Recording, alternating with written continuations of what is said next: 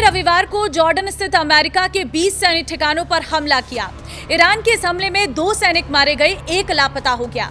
अब ईरान ने दावा किया है कि इसकी खुफिया जानकारी उसे जॉर्डन से मिली है। नमस्कार, मैं हूं आपके साथ ममता तिवारी और आप देख रहे हैं न्यूज़ 18 का डिजिटल प्लेटफॉर्म। ईरान और अमेरिका की लड़ाई में नया मोड़ आया है। ईरान की इस्लामिक रिवोल्यूशनरी गार्ड का दावा है कि अमेरिकी ठिकाने पर हमला करने में जॉर्डन की पुलिस ने तेहरान की मदद की। रविवार 19 जुलाई को ईरान की सेना ने जॉर्डन में अमेरिका के कम से कम 20 ठिकानों पर हमला किया। इस हमले में अमेरिका को काफी नुकसान पहुंचा है। ईरान के हमले में जॉर्डन में स्थित अमेरिका का रसद संयंत्र पूरी तरह से तबाह हो गया है। तेहरान के दावे के मुताबिक जॉर्डन की सेना ने इस्लामिक रिवोल्यूशनरी गार्ड को अमेरिकी ठिकानों के बारे में खुफिया जानकारी दी। खुफिया जानकारी मिलने के बाद ईरान ने ड्रोन से इन ठिकानों पर ताबड़तोड़ हमला किया। हमले का वीडियो सोशल मीडिया पर तेजी से वायरल हो रहा। वॉल स्ट्रीट जर्नल के मुताबिक जॉर्डन में जिस तरीके से ईरान ने अमेरिकी सैन्य ठिकानों पर सटीक हमला किया है, उससे अमेरिका हैरान है। अमेरिका को लग रहा था कि चीन की खुफिया रिपोर्ट के आधार पर यह हमला किया गया है, लेकिन अब इस्लामिक रिवोल्यूशनरी गार्ड के बयान ने जांच की दशा बदल कर रख दी है। हालांकि जॉर्डन की सेना ने इसको लेकर कोई टिप्पणी नहीं की। रिपोर्ट के मुताबिक जॉर्डन की तरफ से ईरान को अल अजराक वायु सेना अड्डे के बारे में जानकारी दी गई। यहीं पर अमेरिका ने अपना सैन्य ठिकाना बना रखा था। जॉर्डन पर ईरान के हमले में 2 सैनिक के मरने की खबर है, वहीं 1 लापता भी है। अमेरिका ने इसको लेकर कुछ नहीं कहा है। इससे पहले ईरान के हमले में अमेरिका के 1 सैनिक इराक में मारे गए हैं। अब तक जंग में अमेरिका के करीब 20 सैनिक मारे जा चुके हैं। वहीं अमेरिका का कुवैत, कतर और बहरीन का सैन्य ठिकाना बर्बाद हो चुका है। वॉशिंगटन पोस्ट की सैटेलाइट इमेजरी आधारित जांच के मुताबिक ईरान के हमलों में खाड़ी और पश्चिम एशिया में मौजूद अमेरिकी सैन्य ठिकानों पर कम से कम 228 जांचें और सैन्य उपकरण क्षतिग्रस्त या नष्ट हुए हैं। अमेरिका और ईरान के बीच तनाव फिर चरम पर है। शांति समझौते के बावजूद दोनों देश युद्ध की ओर बढ़ रहे हैं। हॉर्मुज़ स्ट्रेट पर कंट्रोल, परमाणु कार्यक्रम, तेल सप्लाई टकराव के केंद्र में है। ईरान मानता है कि रणनीतिक दबाव बढ़ाकर ही वो अमेरिका को अपनी शर्तों पर नई बातचीत के लिए मजबूर कर सकता है। अमेरिका ने इसी साल फरवरी में इस लक्ष्य के साथ युद्ध शुरू किया था कि वो ईरान के इस्लामिक रिपब्लिक शासन को उखाड़ फेंकेगा या फिर उसे एक ऐसा अमेरिकी फरमान मानने पर मजबूर कर देगा जो उसके परमाणु कार्यक्रम और क्षेत्रीय दबदबे को खत्म कर दे। लेकिन युद्ध का नतीजा अमेरिका की उम्मीदों के उलट रहा। इस युद्ध ने ईरान को एक बड़ी रणनीतिक जीत दिला दी। वो थी हॉर्मुज़ स्ट्रेट पर कंट्रोल।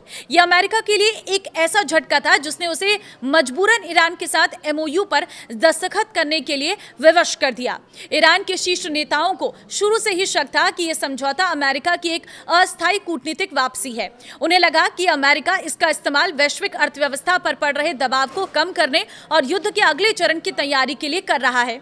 ईरान का यह शक तब और पुख्ता हो गया जब अमेरिकी राष्ट्रपति JD वेंस ने सार्वजनिक रूप से कहा कि राष्ट्रपति डोनाल्ड ट्रंप को यह समझौता इसलिए पसंद आया क्योंकि इससे अमेरिका को अपने घटते राजनीतिक तेल भंडार को फिर से भरने का समय मिल जाएगा। ईरान के पास अपने शक को सही साबित करने के लिए कई पुख्ता सबूत भी थे।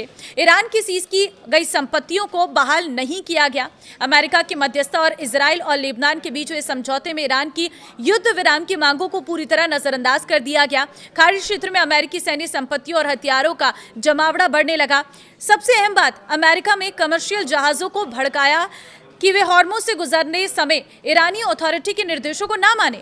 नतीजन कुछ जहाज ओमान के तट के करीब से गुजरने लगे। अमेरिका को लगा कि इससे हॉर्मुज़ पर ईरान की पकड़ और उसका दावा कमजोर हो जाएगा।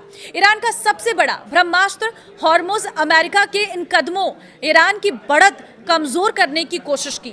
ईरान के मौजूदा शासकों का मानना है कि अगर वे शांत बैठे रहे तो अमेरिका उन पर दबाव और बढ़ाएगा।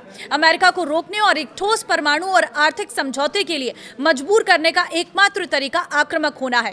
ईरान हॉर्मुज़ स्ट्रेट पर अपने कंट्रोल से किसी भी कीमत पर समझौता नहीं कर सकता क्योंकि यही भविष्य की किसी भी बातचीत में उसकी सबसे बड़ी ताकत है।